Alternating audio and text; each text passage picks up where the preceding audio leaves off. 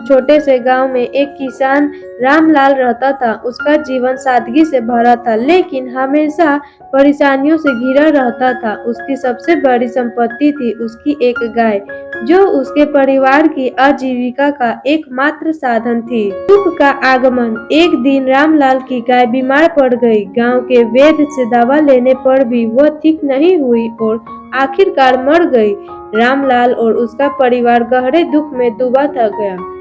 अब उनके पास ना दूध था और ना ही अपनी आय का कोई साधन। रामलाल ने सोचा, भगवान भी कितना अन्याय करते हैं।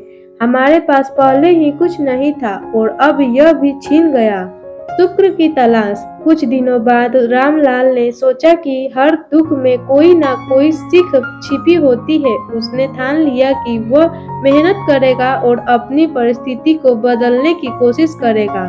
उसने खेत में और मेहनत शुरू की और कुछ बचत करने की कोशिश की।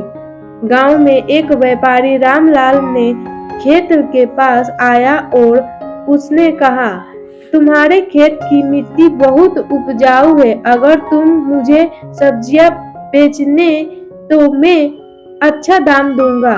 यह सुनकर रामलाल को नई उम्मीद मिली। परिश्रम का फल। रामलाल ने पूरी लगन और मेहनत से खेती करनी शुरू की। धीरे धीरे उसकी फसलें अच्छी होने लगी और वह अपनी मेहनत से अपनी खोई हुई संपत्ति वापस पाने में सफल हो गया। एक साल के भीतर उसने एक नई गाय भी खरीद ली। अब रामलाल ने महसूस किया कि दुख और सुख जीवन के दो पहलू हैं।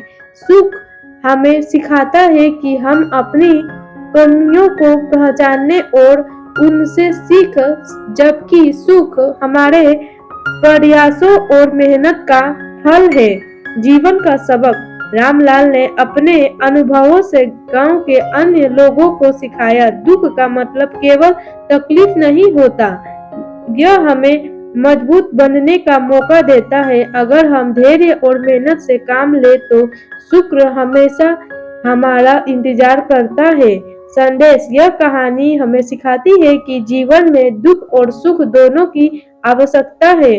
दुख हमें सिखाने का अवसर देता है और सुख हमें हमारे प्रयासों का फल देता है। जीवन को संतुलित और सकारात्मक दृष्टिकोण से जीना ही सच्चा सुख है।